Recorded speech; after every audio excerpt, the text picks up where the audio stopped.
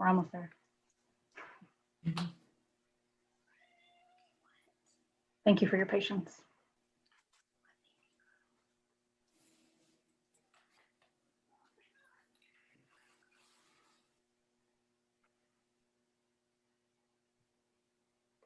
All right, good evening, everybody. My name is Carly Gallagher. I am the Adult Programming Coordinator for Charleston County Public Library, and I'm here today with Jonathan Haupt from the Pat Conroy Literacy Center with Our Prince of Scribes, writers Remember Pat Conroy.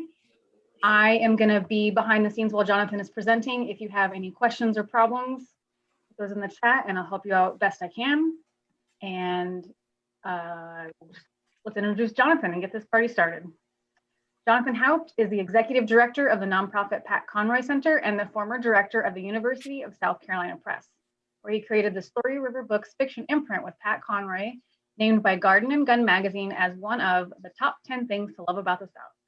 Jonathan's book reviews and author interviews have appeared in the Charleston Post and Courier, Beaufort Lowcountry Weekly, Beaufort Lifestyle magazine, Savannah Morning News Beacon magazine, the Southern Review of Books, and Southern Writers Magazine Suite T-Blog.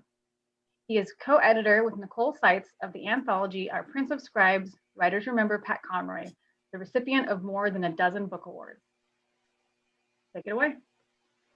Thank you, Carly. And thank you to the Charleston County Public Library, not only for this evening, but for last Wednesday's virtual event as well. It's a real privilege for me to get to work with the library again. I've gotten to speak at some of the branches in person, and perhaps post-pandemic we'll get to do that again. But tonight I'm right here in our Pat Conroy Literary Center, and I'm actually in front of Pat Conroy's desk. This exhibit behind me is really the heart of the Conroy Center. It's what most of our patrons are drawn to when they arrive and visit us for the first time. This is a desk that Pat used on Fripp Island when he moved back to South Carolina in the 1990s. Some part of every book from Beach Music forward was written, at least some piece of it at this desk behind me. Longhand, Pat never learned to type. Everything was written longhand on yellow legal pad. So this is a really significant exhibit. And since I'm talking about Pat's relationship with writers tonight, I wanted to be in front of something that related to his writing life. And the desk is certainly that. This is a bit more of an informal program than I did for Charleston County Public Library last Wednesday. That was very PowerPoint driven with a lot of images. And I'll certainly share some images tonight. Some parts of our story are very visual, and I want you to see Pat and some of the writers I'll be talking about. But mostly it's just going to be me telling some stories about what it was like for me to know Pat, to work with Pat, to be mentored by Pat late in his life and at a very transformative period in my life. And I also want to share some other people's stories as well. So at about the halfway point in tonight's presentation, this is going to get to be a little more interactive for those of you here with us in the Zoom room. We're going to do something called bibliomancy, which is literally the magic of books. I'm going to ask for a little help from the audience, and you'll be able to do that through the chat feature when the time comes. And we'll save time tonight, as we tried to do last week as well, for your questions, whether they're about the presentation or more generally about Pat Conroy, and we'll take those up at the end. Does that sound fair, Zoomers? All right, thank you all. Appreciate that. So this is mostly a talk about a book that I've been very proud to be a part of. This is it, Our Prince of Scribes, Writers Remember Pat Conroy, readily available for circulation through the Charleston County Public Library and available wherever fine books are sold. Let me put that plug in as well. The book came out 2 years ago, almost to the day, incidentally. Last Friday was the publication date for that book. And just to put a little bit of this in context, a book tour, typically for a new book, lasts about 2 weeks to 2 months. That's sort of the small end and the big end. Here we are 2 years later, and I'm still talking about Our Prince of Scribes. And that's not me, that's Pat Conroy. That's the power of Pat's legacy, and that's the power of the writers who participated in this project. So before I introduce you to some of those writers, I want to tell you a little bit more about how I came to know Pat Conroy. And these are some stories from beyond the book as well. This is going a little bit off page for that. I came to South Carolina in 2004. Having never been in the state before. I had read a couple of Mr. Conroy's books, but I certainly didn't find my way to him personally until I arrived here in South Carolina. I certainly didn't know him in any capacity. I was hired to be a publicist, a marketing person at the University of South Carolina Press. One of the first things that that press wanted me to do was to call up Pat Conroy and ask him for a blurb. And that's, of course, these wonderful endorsements that appear on backs of books. And it was for a novel about Charleston written by a really wonderful writer named Billy Baldwin, William P. Baldwin, up in McClellanville. And Billy certainly knew the importance of having a guy like Pat Conroy endorse a book. So I wrote out, about a page, maybe 3 paragraphs of things that I was going to say when I called Pat Conroy, and I was prepared to have Pat answer the phone, although that seemed unlikely, to have some assistant answer the phone, or maybe to get a voicemail message. I thought those are going to be the 3 outcomes. And it was the third. It was a voicemail message, and it said, "You've reached the office of Pat Conroy. You can leave a message if you like. He might call you back, but probably not." And it was that last sentence that was soul crushing. I was not prepared for that at all. And my memory is that I rambled on for the full 3-minute recording time of that message without ever once looking at any of the words I had written down that I had planned to say. And when that machine beeped and cut me off, I really wasn't entirely sure I had ever actually said my phone number or my name. So I certainly didn't expect that I was ever going to hear from Pat Conroy ever again. I thought, well, I've just wasted his time and mine. Let me go on and do the next thing. But he called me the next day, which I was completely unprepared for as well. And he interrogated me for about 45 minutes. And for 40 of those 45 minutes, he didn't ask me a single thing about that book I had called him about. He didn't want to know about it. He wanted to know about me. He wanted to know who I was, why I was in South Carolina, what brought me there, who I was reading, who I knew, what I thought about the place. And I realized over time, years later, that this was sort of a vetting process, sort of job interview with Pat Conroy, because so many people were always reaching out to him, asking him to do things. And he always wanted to help. He always wanted to help every single writer that he could. You can't when you're that outnumbered, when there are that many people asking you for things. You simply can't help everyone, as I'm learning now myself. But something I said to Pat during the course of our conversation convinced him that maybe I was worth his while. So in those last 5 minutes, he gave me a bunch of different ways to be in touch with him, and told me that he was writing his own novel of Charleston at the time, which of course turned out to be South Abroad. But ordinarily, he would have very happily received the pages I wanted to send him and to have written something, because Pat was, in his own words, quoting him, a blurb slut, a term he said he got from Josephine Humphrey. She credits it to someone else entirely. Who knows where it originated? But Pat wanted to write endorsements. He wanted to help every writer he could, because he had such difficulty getting that kind of help when he was starting out. And he never forgot what that felt like. He never forgot what it was like to be unknown and to be forgettable, and somebody who would be brushed aside by writers who were a little further down the path than he was. And he didn't want any writer to ever feel that sting of rejection again. So for about 7 years, I was one of hundreds of people who had that level of access to Pat. I would occasionally call him or email him and ask him to do something, and sometimes he would do it, and sometimes he couldn't. And over time, the favors got bigger and bigger. I asked him to come to the South Carolina Book Festival back when we had an annual statewide literary festival. He had been asked for 15 years, and for 15 years he had said no. When I asked him, he came 2 years in a row, never by himself, incidentally, always in support of other writers. I invited him to write a foreword, an introduction of sorts, for a really beautiful book called State of the Heart, South Carolina Writers on the Places They Love, edited by Aida Rogers. And he agreed to do that. It turned out to be a beautiful love letter, not just to that book, but to the state of South Carolina. And it was clear that this relationship between us was becoming more meaningful for both of us. We were trusting one another. We were learning a bit more about each other. And when I had the opportunity to go from being the publicist at USC Press to being the publisher to being the director, Pat wrote a letter of reference for me, and I'm going to share that with you. It's never been published. It's something I only ever share in presentations like this. You put it on screen and I'll read it to you.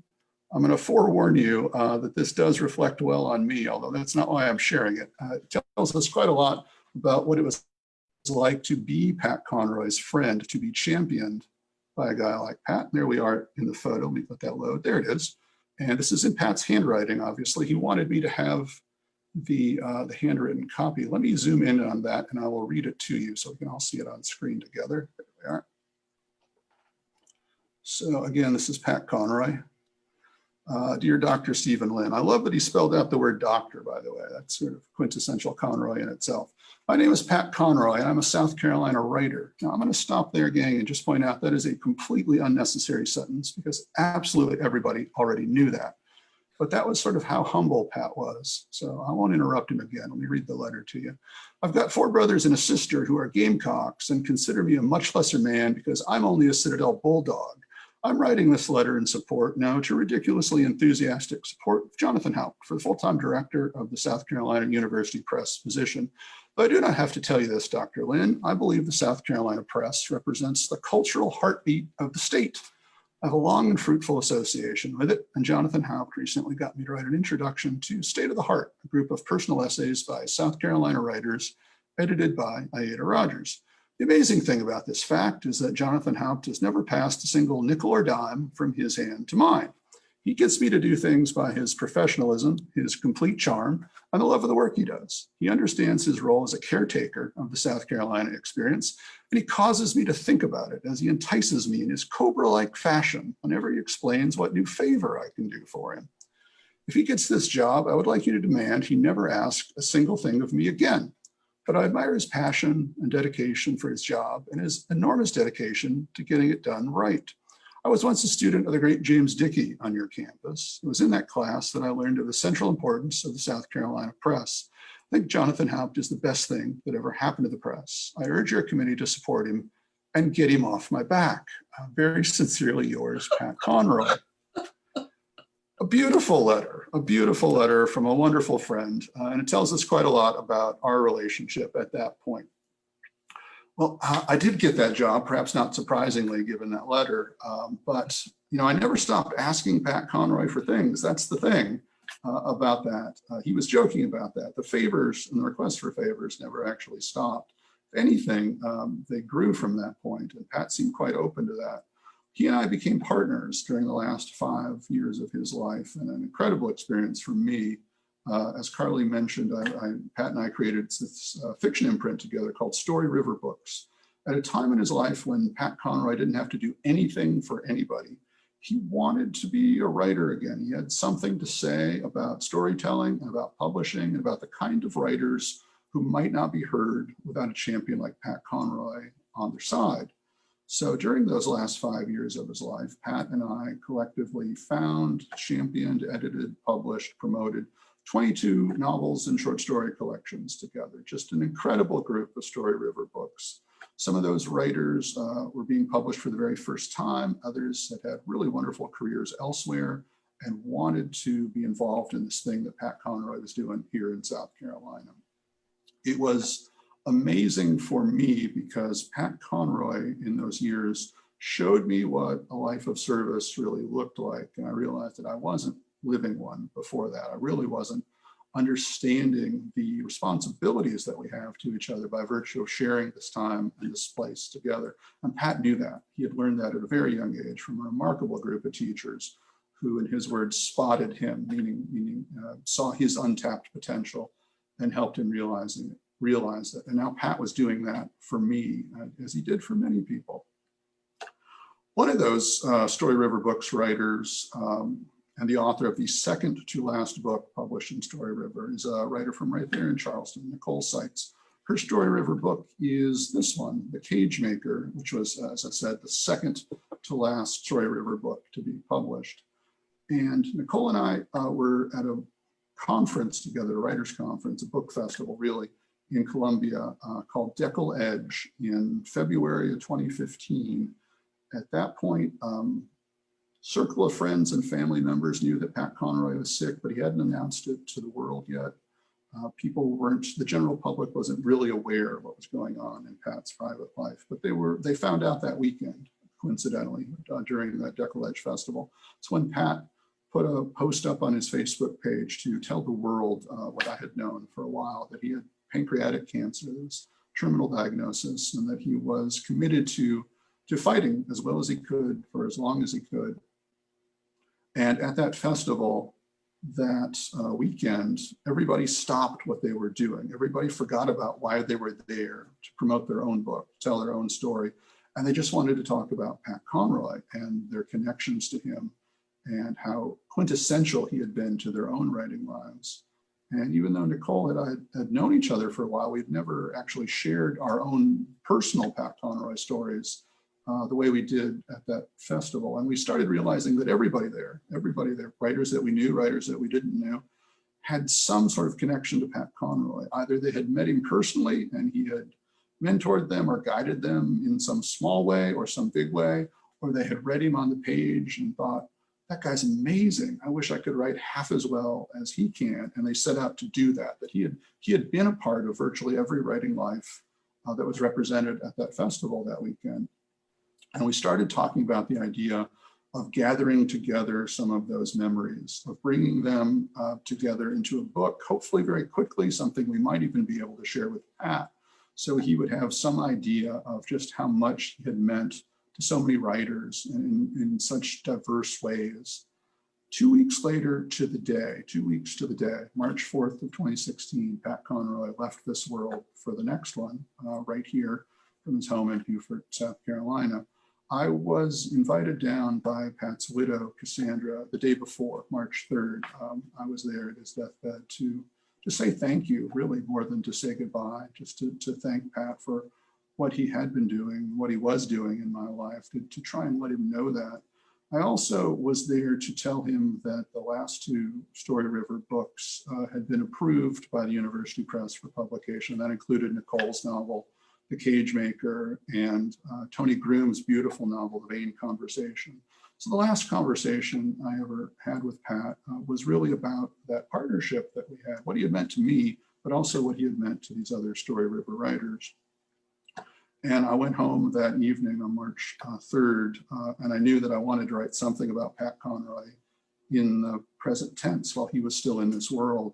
So I wrote Nicole an email to let her know that her novel had been accepted, that The Cage Maker that she had worked on for so long was going to be published. And it's a beautiful, fantastic novel. I'm so glad it's in Story River books, but also to remind her of our conversation and ask her if she would be interested in co-editing a collection of stories about Pat Conroy, a collection of memories from other writers. And she agreed, and then found out, as we both did not long after that, that Pat Conroy had passed away that next day, March 4th.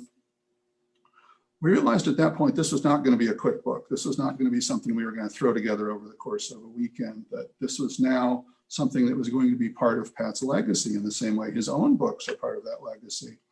And we were taking our time to build lists of writers that we knew who we thought would want to be a part of this, who had something unique to say, maybe stories that they had never told anyone else in public, but we had heard about them. And at that same time, so many writers were being called upon to put things into print, to publish their memories of Pat Conroy. Rick Bragg, for example, wrote a beautiful piece that appeared in his column in Southern Living and was later repeated in the book of Pat's essays that came out after he passed away, A Low Country Heart. And Kathleen Parker, another Pulitzer Prize winner, wrote a fantastic essay for the Washington Post about her remembrances of her friendship with Pat, who she referred to as the sexiest man alive at one point. So we were seeing these things in print. We were also seeing pieces pop up on social media, the way that you do when someone of importance, both either publicly or someone of public importance or someone of personal importance passes away. People feel a need to express that, to mourn that in some way on social media now. That's simply become a norm of how we operate. So there's a beautiful short piece put out by the writer Mark Childress that we saw on Facebook, and only on Facebook. It was not published anywhere else. So we were reaching out to these writers as we saw these things pop up, asking them if they would be interested in participating as well. And very often asking one writer to participate would lead to another writer. I mentioned Kathleen Parker, for example, a Pulitzer Prize winning columnist, had that wonderful piece in the Washington Post. And when she agreed to be in Our Prince of Scribes, she said, my son wrote a really nice piece that was published as well. I think you might want to have a look at that. And I was thinking, oh, great, I'm going to have to find some way to say no to Kathleen Parker about publishing her son's piece. This is wonderful.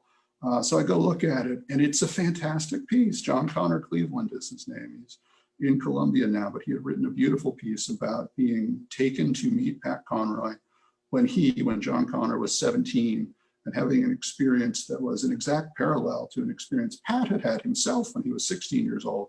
And his teacher, Gene Norris, had taken him to meet Archibald Rutledge, South Carolina's first poet laureate, and at that time, the most famous writer in the state of South Carolina.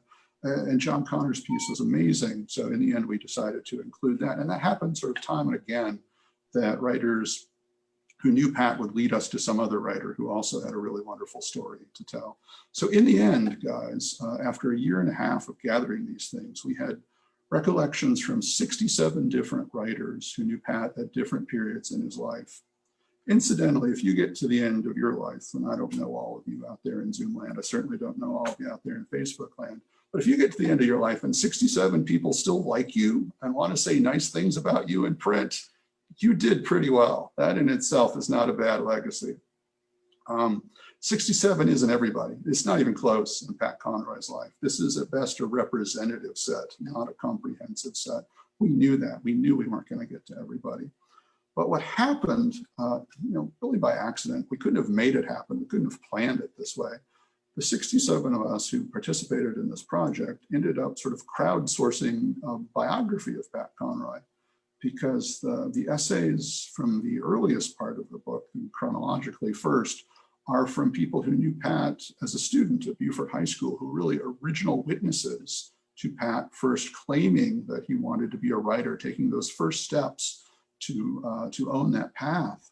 They were there at the very beginning. And then there were those of us like me who knew Pat much later in life. And we were there at the end to see how the story turned out, to see the person he had become, and everybody else sort of fell in the middle. And it took a novelist, it took Nicole to piece these 67 essays together into that chronology to sort of see how they built a story together. And it's certainly not the story Pat told about himself. He had 12 books in which he got to do that, works of memoir and autobiographical fiction. But this is Pat Conroy's story the way we experienced it alongside of him. And I wish he had had the chance to read it. I wish he had had the chance to see how we felt about him, to see the things that we remembered about him that became important to us, even if perhaps they were just a small moment in his own life. Because many of these stories are very personal. They've never been shared outside of this collection. And it's an absolute honor and privilege to be the caretaker of those stories in this book. This came out in 2018, September of 2018, published by the University of Georgia Press, not the University of South Carolina Press, where I was, because I was no longer there by the time the book came out. I was here in Beaufort as director of the Conroy Center, and we were very delighted and honored that the Georgia Writers Hall of Fame, which inducted Pat Conroy in 2001, I believe, underwrote publication of the book, something they had never done for a book publication before, but that's how quintessential Pat Conroy is to the story of Georgia, as well as the story of South Carolina. Since the book has come out, it's gone on to win 14 book awards, which is a lot, a little more than the usual number of awards a book might win. It's pretty remarkable to me that it continues to do things like that. But here's the more remarkable thing, and I'm gonna push a couple of buttons while I'm talking to you. So let's see if I can multitask here. I've mentioned several times that 67 writers participated in the book. And really, if all those folks had ever done was contribute their essay, that would have been more than enough because those essays are so heartfelt. And there really would, of course, be no book without those words. But that's not where that story ends. Those folks, many of them, have continued to give very generously of their time. And I want to show you that. So of the 67 writers who are in the book, 54 of us have now participated in at least one public event for this book somewhere across a dozen states. Here, for example, is a group of us in Somerville, not in Texas, as that image in the back would indicate. That's me on the end, of course. That's travel writer Lynn Selden next to me, Judge Alex Sanders, former president of College of Charleston in the middle. It's Margaret Evans from right here in Beaufort next to Judge Sanders. Margaret was Pat's assistant on the novel Beach Music and is now publisher and columnist for our own local arts paper here in town. And that's Sean Scapoletto, a lawyer and writer and writing teacher on the end there. And I won't tell you who every single writer in every photo is because we got a bunch of them, but this is us over in Georgia at a really wonderful event we got to do in Athens. It's Bill Walsh on the end, who said he came dressed as Pat Conroy that day. It's Teresa Weaver, who accidentally came dressed as Bill Walsh that day. And then next to me is a fantastic writer who we've got to publish in Story River Books. It's Mary Hood, who is a bit of a hermit. She's not really one to leave her house, but she will for Pat Conroy, which is high praise from her. There's another group of us here in town. In the middle there is Kathy Murphy, the pulpwood queen. That's David Lauderdale on the far end opposite me, a local celebrity columnist, a local celebrity / columnist, I should say. In between Kathy and David is Bren McLean, Story River novelist, author of a book called One Good Mama Bone. And then next to me is Stephanie Austin Edwards, who is a Beaufort High School classmate of Pat's and now a novelist as well. This is us on Defusky Island on what turned out to be more or less the 50th anniversary of the day that Pat Conroy went over there. There's David on the end again, but next to him is Sally Ann Robinson, who was one of Pat Conroy's 18 students during the year that he taught on Defusky. She's now the author of 5 cookbooks and wrote a beautiful essay for Our Prince of Scribes. In the middle there is another Story River writer, that's Ellen Malphrus. Her first novel, Untying the Moon, was published in Story River. She's now the writer-in-residence at USC Beaufort. And on the end, wearing some sort of shirt, let's call it, is John Worley, who was one of Pat Conroy's classmates at the Citadel, class of 1967, now the author of 5 novels, 1 nonfiction book. So it's an eclectic mix, as we'll see. I won't keep identifying folks, but you can see we've been able to do a lot of these events in a lot of different venues in front of some very large crowds, 300 people in this case here in Beaufort at the USCB Center for the Arts, and some very small crowds as well. There's Kathleen Parker and her son, John Connor Cleveland, in the middle of this one. It's Pat's brother, Tim Conroy, next to them. We're at the Newberry Opera House, a location that Pat's teacher, Gene Norris, had taken him a couple of times. Gene was from Newberry. And that's another one of Gene's students and one of Pat's classmates on the end there next to Tim. That's Alexia Helsley, now an award-winning historian.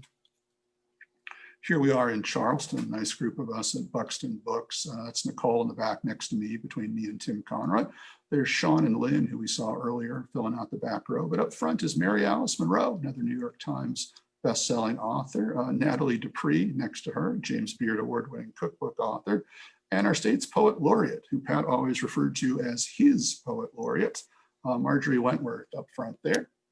Here we are with Ron Rash and George Singleton on one end, John Lane on the other, and Ashley Warlick next to me. This is at M. Judson's Booksellers in Greenville. Here's more or less that same group, one town over, Hub City Bookshop in Spartanburg the night before. There's Cassandra King Conroy next to me, and a cookbook author from right here in Beaufort, Debbie Covington. And we're in an event at, where were we? One of the island communities here in Beaufort. Southern Festival of Books, Bren McLean next to me again, and Cliff and Cynthia Graubart. Cliff was one of Pat's absolute best friends and met up in Atlanta when Pat was there shortly after The Water is Wide came out, when he was at that point writing Great Santini. Cliff's got a whole chapter all about him in Pat's book, My Reading Life, and Cynthia on the end there, another award-winning cookbook author. Here we are at the Margaret Mitchell House, mentioned last week in our presentation for the Charleston County Library, that Margaret Mitchell's book, Gone with the Wind, was absolutely essential to Pat's mother, Peg, to her whole sense of self and literature and the South and life. So it was particularly important for us to get to do this program at the Margaret Mitchell House in Atlanta. And there's Josephine Humphreys on the end of that one, another wonderful Charleston novelist. Here we are in Aiken about this time last year, right here in the Conroy Center. And here it is 2 years ago, the original launch event for Our Prince of Scribes out at the Rose Hill community in Bluffton, not far from where we are. So that's just a representative set. That's not even close to all of them in the scrapbook. But as I said, 54 of the writers from this book have participated in one or more of those events now. It's really been remarkable to see, but there are, the book has spawned 2 other lives that I want to mention before we switch over to sharing a couple stories from it here. We realized in the course of doing these presentations that quite a lot of us in the book are teachers in one form or another, and quite a lot of the folks who are coming to these public presentations were writers or wanted to be. And we turned that into an ongoing series of one-day writers conferences in which the instructors are contributing writers to Our Prince of Scribes or friends of the book. Here's a poster from one we did last November at Somerville. And then here's one from just a couple of weeks ago from a couple of towns over in Ridgeland, South Carolina. Stephanie Austin Edwards next to me in that top row there, Ellen Malphrus at the far end, Sean Scapoletto, bottom corner, and then two folks who work with me here at the Conroy Center participating in their first Our Prince of Scribes writing conferences as well. Brooke McKinney and our own 16-year-old intern, Holland Perryman, teaching her very first writing workshop for an adult audience. So it became a way for us to teach Holland how to teach in addition to teaching our students that day too. So that's the second of the three lives this book has had. Let me show you quickly the other one too. And this, let me find it. Oh, will we get to do that? We will, there we are. So about 70 days before the book came out in 2018, Nicole Seitz, my co-editor, drew this beautiful portrait of Pat Conroy. Nicole is a really talented visual artist, in addition to her many other talents as writer and editor. And she posted this on social media, and people responded really well. And the next day she drew and posted the sketch of Barbra Streisand, who wrote the foreword to Our Prince of Scribes. And once again, people responded really well. And at that point, Nicole did the math and realized that there are 67 contributors to the book and about that many days until publication came out. And she realized she could do a sketch of every single one of us to thank the contributors. And all she had to do was sketch one a day. And so she did. And I was able to turn that into a touring exhibit that has been here at the Conroy Center and about 3 or 4 other places. If we weren't in the middle of a pandemic, it would be touring right now in Ridgeland, South Carolina. But I hope it gets to go out again sometime soon. It was a remarkable, entirely unexpected additional project from Our Prince of Scribes, thanks to Nicole's talent and commitment to her art. Really beautiful set of sketches. So I've talked a lot about the book, but what I want to do right now is switch over to sharing a couple stories from it, give you a sense of what people say, what writers in particular have to say about Pat Conroy. There are, as I mentioned a couple of times now, 67 essays, more than we can get to in the time we have. So I'm going to read briefly from 2 of them, and then those of you in the Zoom room are going to get to pick some numbers for me, numbered 1 through 12 here, mostly at random, and you're going to decide where we go from that. How does that sound? So I'll have no control over what those essays are. I'll have to kind of remember what they are once you pick your number. But just to give you a quick example of what people have to say about Pat Conroy, I want to share a recollection from Valerie Sayers. And this is one of my favorites in the book, if I'm allowed to have favorites. I think I am. Valerie was a student of Pat Conroy's, a Beaufort High School student. Pat taught at Beaufort High School for 2 years after he graduated from the Citadel in 1967, before he went out to Defusky Island. Some of his more casual fans sort of forget those 2 years and have him going straight from the Citadel to Defusky, but there's 2 years in between when Pat is back at Beaufort High, same Beaufort High he had gone to as a student. And he is teaching in that first year psychology and government. And in his second year there, he gets to teach what was seemingly the first African-American studies class taught in any public school in the state of South Carolina, something Pat felt very strongly of at that point. But in that first year, Pat realized there was a problem at Beaufort High that no one was quite prepared to address. And he took it upon himself to do that. And it had to do with teen pregnancy. The rates were very high at Beaufort because there was no sex ed class, and Pat decided to incorporate sex education, or rather human sexuality, into his psychology class. And teen pregnancy rates at Beaufort High actually dropped because of that. Something about hearing sex described by Pat Conroy made teenagers want nothing whatsoever to do with it. It was a very effective technique, as it turned out. If you've read Beach Music and seen Pat's attempts to write sex scenes, you probably understand why that would be. So Valerie was one of those students. She was in Pat's psychology class. But here's what you need to understand about Valerie, just sort of as framework for this.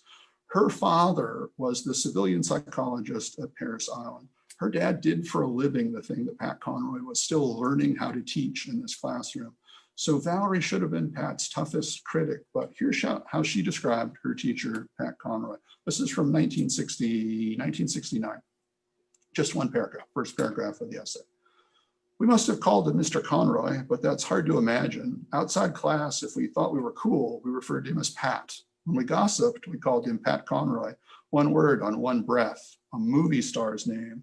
When he paced our high school psychology classroom, he was all performer, good looking in a Paul Newman, Cool Hand Luke kind of way, only taller, younger, cooler. He was master of the sudden pause, the beat, the punchline. He told us funny, self-deprecating stories, his fears, his gaffes, and we didn't believe a word.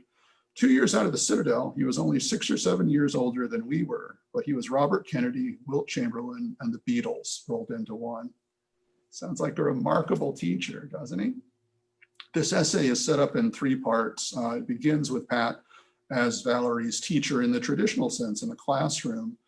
Later, she catches up with him again when he's at the New York launch party for the Prince of Tides.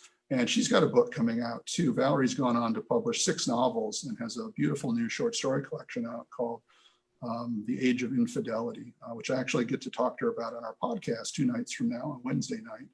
But at that point, Valerie was still relatively unknown and everybody knew who Pat Conroy was. So she gets invited to this New York launch party, thinks that maybe she'll have a couple of seconds just to shake hands with Pat and congratulate him, and isn't really even convinced he's going to remember who she is. But he spots her, he knows exactly who she is, and he attaches himself to her all night. And he refuses to say anything about his own book, about the book that he is there to promote. And he just keeps telling everybody about how amazing Valerie Sayers is and how they all need to read her novel. Pat was always just a little bit uncomfortable in the spotlight as a solo act. He always thought it was meant to be shared. And as a child of abuse, as a person who grew up in a household where he was physically and verbally abused, he could not have any sustaining sense of pride or joy in his own success. But as a good teacher, he could always feel tremendous vicarious joy in the success of others, his students, in any sense of that word. And this gave him that opportunity to have Valerie there to share that experience with him. And then the closing memory in Valerie's essay is from not long before Pat passed away, when she came to our Pat Conroy at 70 festival and got to celebrate that event with him as well. So it's, in addition to being a beautiful essay, it's a beautiful example of how to write an essay as well. And it's become one of my favorites. I teach out of it in several contexts. I want to share with you another one, and then I'm going to turn it over to you all to pick some numbers 1 through 12. That's as elaborate as your part of this gets. But I want to share a memory from Ron Rash. Do y'all know who Ron Rash is? I see a couple heads shaking that way and some going that way. Ron is a fantastic writer. Both North Carolina and South Carolina claim him. He's in Clemson right now. He's got a new book out called In the Valley, which is a sequel of sorts to a novel he published called Serena. And you may have heard of that because it was made into a major motion picture. I won't say a good motion picture because that would be a bit of an exaggeration, but a major motion picture. And Pat and Ron had this wonderful relationship. It was built on the idea of a bit of joking competitiveness, sort of one-upmanship. Pat believed wholeheartedly that Ron was the next big thing. And I think in many ways, Pat was absolutely right about that. Ron's a fantastic novelist, and he deserves every wonderful thing that ever happens to him. But Pat couldn't just say that. He needed a sort of competitive side to this relationship. So there was no story that Ron could tell that Pat could not top in some way. And that's what Ron wanted to remember in this essay. So I'm going to read it from you. It's about a full page. And just to give you a quick setup for this, no, I think I can actually let Pat do that. Here we are. So, or Ron, I should say. This is Ron talking. I told Pat that I had recently endured the worst book signing ever. Let's hear it, Pat said. And so I told about an event years earlier when I had done a reading and a signing at a small library in South Carolina. Books would be available for sale, my host assured me. The books were indeed there, but the audience was not. 3 people showed up. The person who'd invited me, a friend of his who promptly fell asleep, and a grim-faced nun who appeared to have come solely as an act of penance. After my event, I dutifully went pen in hand to the signing table. None of the 3 came near the table. 0 books sold, I told Pat, 0. No one even picked one up to pretend they might buy it. They didn't even touch a book. It doesn't get any worse than that. Pat looked at me, a twinkle in his eye. Oh, no, Pat said in his way. I can top that. How do you top 0 books sold? I asked. I'll tell you how, Pat answered, and began a story about a book signing soon after self-publishing The Boo, which is Pat's first book. The signing was in a chain bookstore. He'd been given a chair and a small table on which he placed copies of the book. He sat and waited for customers to come his way. As the 2-hour signing was about to expire, Pat still hadn't sold the book. Few people had even made eye contact, but then an elderly man did. He came over, spent the next few minutes talking to Pat, finally picking up the book to peruse it. After a while longer, he decided to purchase a copy, but only if Pat would personalize the book for him. So Pat asked the man's name, wrote the name and a few kind words, then signed and dated the book. The man thanked Pat and was about to go pay for the book. Then, according to Pat, the man took one step toward the checkout counter, fell to the floor, and died. That's not 0, Pat said, since the book could neither be returned nor resold. That's -1. That's a classic Pat Conroy story. Did that ever happen? Probably not, but stories don't have to be true to help, as Pat said in Beach Music. But this was Pat's way of helping Ron in that moment when he was feeling a bit worn down from having this terrible, terrible book signing. Pat had a way to sort of lighten that moment and tell a better story too, as well. So those are 2 examples. Now you get to pick where we go from there, gang. So let's see if I can get to where I can see the chat as well. Yep, those of you who know how to do the chat, we've got random stories numbered 1 through 12.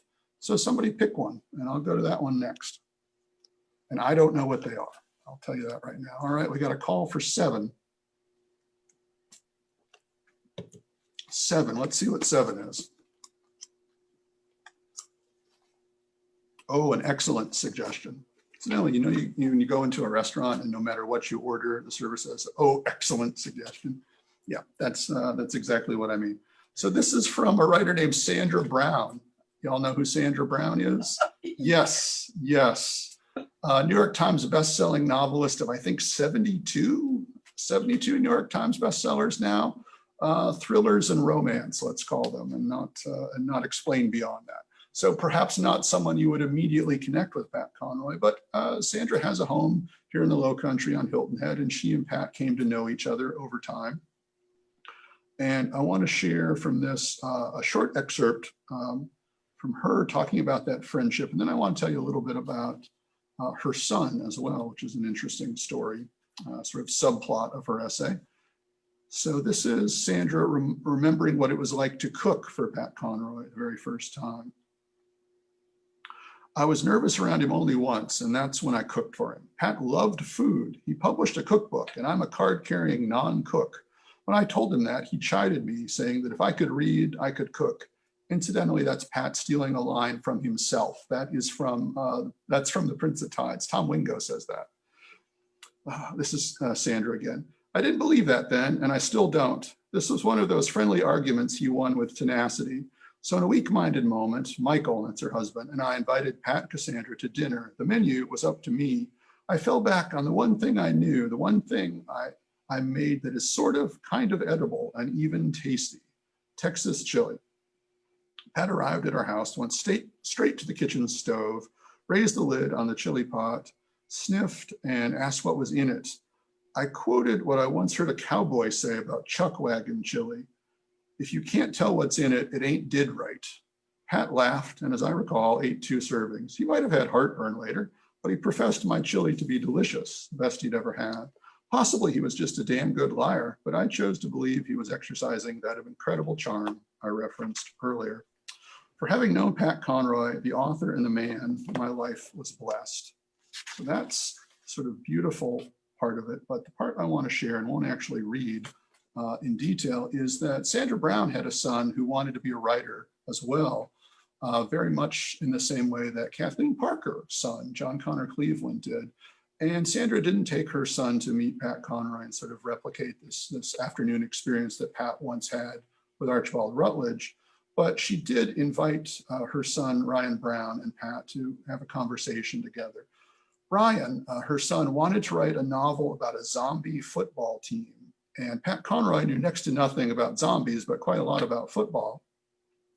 and realized in the course of talking to Ryan Brown that really nothing was at stake in this novel. It was a concept, but the concept alone is not plot. So he asked Ryan to rethink the book along the lines of, why does this zombie football team have to win the big game? What's at stake for them? What do they get if they win? What do they lose? What do they lose in the grand sense if they don't win the game? And Ryan sort of took that to heart, the idea of risk and reward, and rewrote the book. And incidentally, it's been published. It's called Play Dead. It's really a wonderful novel. He's written another one as well. And if the name sounds familiar, Ryan Brown sounds familiar. He's also an actor, a soap opera actor. You may be more familiar with him from that career as well. So that's Pat helping two members of that family, helping Sandra Brown really just through the act of friendship, but helping her son, Ryan Brown, as a mentor, writer to writer, which he does for many writers in this book. So that was number 7. We got 1. Anybody want to pick our next number? See where else we go?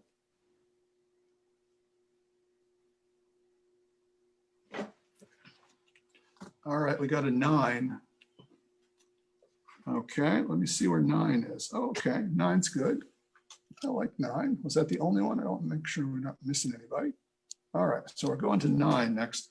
9 is one of our Story River writers. It's Anthony Grooms. Anthony had an experience that was kind of the reverse of Pat Conroy's. Pat, as I'm sure a lot of you know, taught for a year on Defusky Island, where he was the first white school teacher, first male school teacher, 1969, 1970 school year.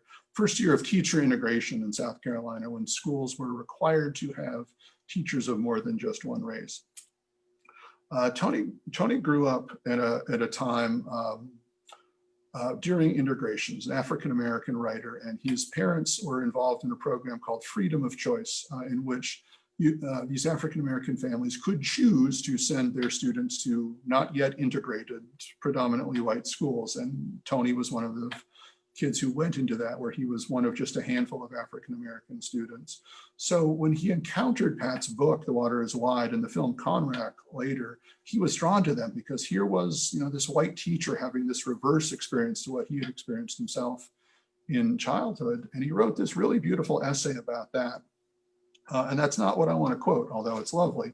I want to quote from the end of this, in which Tony describes what it was like to finally meet Pat Conroy, a writer he had never really met. They had been at the same events together, They hadn't really connected, just simply because Pat always had this great circle around him. And Tony had tried to go to some of these book events that Pat and his friend Cliff Graubart would hold at the Old New York Bookshop in Atlanta, and he never seemed to show up at the right time on the right day. So they kept missing each other. But finally, when Tony's novel, The Vain Conversation, was selected for Story River Books and became the last novel that we would publish, the last book that Pat would look at, and the last book we would get to publish, they had opportunities to connect a couple of times before Pat passed away. And that's what Tony is remembering at the end of this essay. And I'll just read the closing paragraph to this. It was not until a few months before he died that I met Pat Conroy in person. I was meeting a writer who shared Pat Conroy's agent, and so had entree to the table where Conroy and a group were dining in a restaurant. I introduced myself to Conroy, and he warmly greeted me. I went around the table, introducing myself to others, and fell into conversation with someone I knew from years before. As I talked, I felt an arm slip into the crook of my elbow, and Pat's smiling, cherubic face come close to mine as he pressed into me, teasingly and pulling me warmly, charmingly into the sway of his current. Great teachers have that way. Pat knew immediately who Tony was when he came up to that table and introduced himself as some unknown, insignificant writer. Pat adored Tony's writing and was thrilled, honored, in fact, that we got to publish Tony's novel in Story River. And Tony has come and done some programs for us. You've seen some photos in the show, in the slideshow of Tony at Our Prince of Scribes event.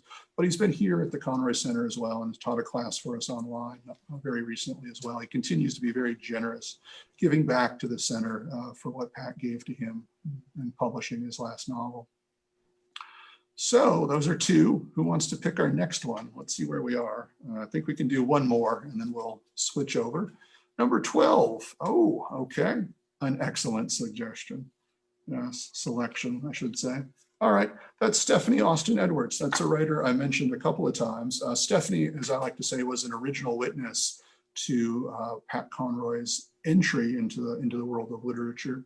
She was a classmate of Pat's at Beaufort High School, 2 years younger than Pat, 2 years behind him, but they ended up on a literary magazine together. At 17 years old, Pat Conroy was being published for the first time in Breakers, the literary magazine at Beaufort High School, an experience that meant so much to him that he joined the editorial staff. He was a section editor his senior year, and Stephanie was that year as well. So they were both student editors in this literary magazine together. Stephanie leaves Beaufort after she graduates from Beaufort High School, goes on to have a remarkable career in film and theater, and then comes back to Beaufort in the 1990s, about the same time Pat comes back, when he's writing beach music, and they rekindle this friendship they had as kids. And Stephanie is drawn back into the world of literature, and she has since written a really beautiful novel. And she is a writing teacher here in Beaufort. She leads our twice monthly writing group that meets now virtually, but used to meet right here in the Conroy Center. And getting to know Stephanie has been one of the great joys of my Beaufort experience. She's become a great friend to me. She's also the reason I have a 16-year-old intern who I said I absolutely did not want. Stephanie said, "No, it's a great idea, do it anyway." And she was absolutely right. Holland Perryman has become a real joy for us here at the center, and that too is Stephanie's doing. So I want to read the last paragraph of Stephanie's essay, which is really about what the Conroy Center, where I am tonight, means to her, means to people who knew Pat at the beginning and can see what the center is doing for burgeoning writers right now. So this is just the last paragraph of her essay, and then I'll open it up to your questions, whether they're about scribes or anything more general than that. As a writer who also returned to make my home in Pat's beloved Beaufort, I have seen firsthand what the Literary Center established in Pat's honor has come to mean to so many so quickly. More than 2,500 people from 38 states and 8 countries made pilgrimage to the center during our first year. After listening to our tour, many guests have offered their own stories of meeting Pat and how he influenced their lives as readers, as writers, or simply as good citizens of the realm. Each story is distinctive, personal, and poignant. Sometimes it feels as though Pat is there with us, soaking up the love and guiding the experience for all of us here in Beaufort, Pat's home, his muse, and the town that first gave him what he needed to become the best all around. So, really beautiful memory from Stephanie. And a nice love letter to our Conroy Center as well. So I want to thank you all for your time and your attention tonight and letting me share some stories from Our Prince of Scribes. It continues to be a remarkable gift to be a part of that project, and certainly a part of our Conroy Center here as well. So with that said, I'll be very happy to answer any questions y'all might have in our Zoom room. On that, you've just posted something in chat. Let me get to it here. What's the status? This is Donet's question. What's the status of Pat's last unpublished novel? Is it likely that it will ever be finished or published? An excellent question. And I will tell you that there are actually 2 and not 1 unpublished Pat Conroy novels. Yeah, surprise. So when I was director of USC Press, one of the things I did in addition to Story River Books was create a children's imprint called Young Palmetto Books. And Pat got very excited about writing a book that he could publish under that imprint with his daughter, Melissa Conroy, who is a children's book author and illustrator. And he envisioned it would be something that they would do together. Melissa, incidentally, is in Our Prince of Scribes and has a beautiful essay in there about what it was like to be Pat's daughter and to be the granddaughter of the great Santini. But she explained to her dad, to Pat, that children's books are traditionally 32 pages long. So Pat was about 100 pages into writing his children's book. He realized that perhaps it was not a children's book. Perhaps he was writing a young adult novel instead. And then it became a sort of sophisticated young adult novel. But he wrote a draft of that to completion, not an edited draft, certainly not everything it would have been had Pat been around to spend more time on it. But it's called Cave of Midnight Owl, sort of a children's adventure story set during and around Christmas, set in the Highlands of North Carolina, place that Pat and Cassandra very much fell in love with. And that sits on an editor's desk somewhere waiting for something to happen to it. But the book that people seem to be more familiar with, that Pat's fans seem to be more familiar with, is the unfinished book, adult novel that he was writing called Storms of Aquarius, which was in many ways a spiritual sequel to Words of Discipline. It was about a first-year teacher recently graduated from the Citadel in the 1960s who was learning to be a teacher and wanting to be a poet, while many of his Citadel classmates were going to Vietnam and not coming back, which is exactly what was happening to Pat, of course, and very much what would happen to Will McLean had the story of Lords of Discipline continued. So Pat, who really was a first-year teacher here in Beaufort, as I explained in reading Valerie's essay, was moving that story to Charleston. That's what he was writing. He had written about 100 manuscript pages, which for many writers would be a significant number. For Pat, it's a prologue and maybe a chapter, right? So he was just getting started. But I've gotten to read those pages and they're really beautiful. I hope something happens to that so that you all get to see where he was headed, because he had not actually published much about what it was like to be a first-year teacher. He had written a lot about it in his journals, written a lot about it privately, but those 2 years of teaching at Beaufort High after the Citadel and before DeFusky, he hadn't really published much about it, and this would have been his chance to sort of tap into those memories. So, I hope both of those things see print in time. There's certainly value in both of them. Thanks for asking. There was another question I saw in the chat too. Let me get back over there where I can see it. There we are. So how did you settle on 67? And then we've got a question about best advice for new writers. Okay, I'll try and take both of those. Having 67 writers in Our Prince of Scribes happened kind of accidentally.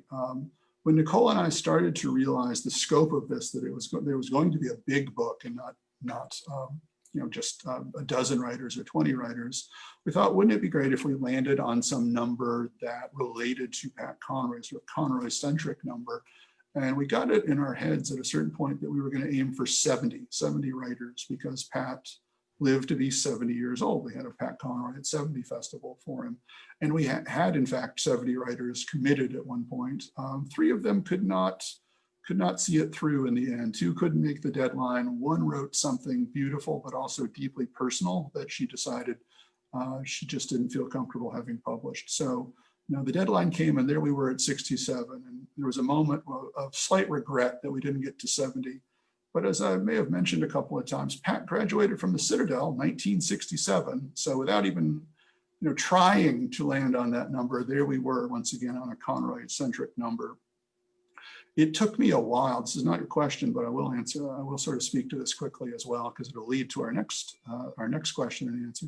It took me a while to self-identify as one of the 67 writers, actually. Even though I had been writing in a number of contexts for a long time, I really didn't think of myself that way. I was publisher, I was editor. I didn't really claim the word writer for myself until this project, until working on Our Prince of Scribes and sort of stretching those muscles again. And I've been writing quite a bit since in a number of contexts. I get to review books for the Post and Courier. I get to write occasionally for some of our local publications. Pat always thought that I should write a novel, but he thought everybody should write a novel. He thought we all had a book, scratching to get out. And I told him that nothing worthy of a novel had ever happened to me. And he said, "Oh, it will. One day you will lose something, and the only way to get your head around it will be a compulsion to write a novel about it." And I said, "Pat, that's terrible. I hope that never happens." But then it did happen. And so I am writing something that increasingly feels like a novel now. That's Pat, always right, annoyingly so. So the other question was, what advice would you give to burgeoning writers, to beginning writers? And that's something I get asked quite a lot here at the center. I'll tell you what Pat would have said, and did in fact say often in print and in person, that the thing you need to do to learn how to be a good writer, and really to learn how to be a good person, is to read more than anything else. I am in Pat's office here. If I could move the camera a little bit, you'd see that the room is filled with books. Pat would read 200 pages a day. By contrast, he was only writing about 3 to 5 pages a day. He was first and foremost always a reader. And that reading that many pages a day was something Pat had done since his sophomore year of high school. And his English teacher, Joseph Monty, encouraged him to aim for that number. And when Pat would sit down at this desk behind me to have a writing day, he would read for at least an hour, always reading poetry to prime the pump, to collect the words, to hear that voice, to get to that lyrical place he wanted to get to in his own prose writing. So he was always first and foremost a reader. Second piece of advice I'll give you, and it's appropriate given what I'm doing right now and what's behind me, is you got to sit in the chair. You just got to do it. You got to put the time in. that is a very comfortable Pat Conroy chair behind me. We did a photo shoot here in the Conroy Center a couple of weeks ago for some magazine stories, and our intern, Holland Perryman, got to sit in the chair and I'm standing next to it. We had to put 5 high school yearbooks in the chair to get her to an appropriate height, not just because she's so much shorter than Pat, but because of how sunken in that chair is for the number of hours that Pat Conroy spent in it. That's the dedication. You can't, writing doesn't just happen. The words don't just appear on the page. You got to put them there, and that takes time. And people who haven't crossed that threshold yet, who say they want to be writers, but maybe haven't found the time, will always claim it's the time. Well, the time ain't gonna appear on its own. You have to make it. You have to make that commitment in whatever way works for you. And it's not the same for everybody, certainly. Those are the 2 things you need to do. You need to read. You need to understand how language works by seeing it done well and occasionally done poorly in other people's books. And you need to put the time in the chair, at the desk, a computer, pad, whatever it is, get the words out. Is there another question? I'll take one more. I have no idea what time it is. I think we do have time for one more if it's out there. And you all can switch your mics on if you want to just ask it as well. If not, what I will do with our last minute or so here is read one more very short passage from this book. And let me find what number it is, number we didn't pick. It's a good one to end on. There we are. It's a good short, quick one too. This is from another Story River Books writer, just to circle back around to Story River one more time. It's a writer named Mark Powell, who had written a couple of prize-winning novels, but hadn't really hit it big. And when he submitted his novel, The Sheltering, which I think is novel number 4 for Mark, to Story River, he was a Citadel graduate like Pat's, but many, many years later. And Pat was kind of a hero to him in many ways, but he had never met Pat. So this last paragraph that I'll read is really about that. Again, it's about meeting Pat for the first time, but it's also about Pat Conroy as being a lifelong teacher, which is the subplot of every single essay in this book. Pat is always still that teacher, even years after the classroom. He's still trying to be a good teacher to every person he encounters, certainly every writer he encounters. And I think Mark captured that beautifully in just 3 sentences, whatever this paragraph is. Reading Pat and later knowing him has been a life class, not only in how to write, but how to live, to be loyal, to be honest, to be kind, to love the South while refusing to accept its failings and shortcomings, to pay forward what cannot possibly be paid back, to write about your family, to love your family, to look directly in all the world's horror, to face it honestly, but never to turn mean. That's what knowing Pat and reading Pat taught me and is teaching me still.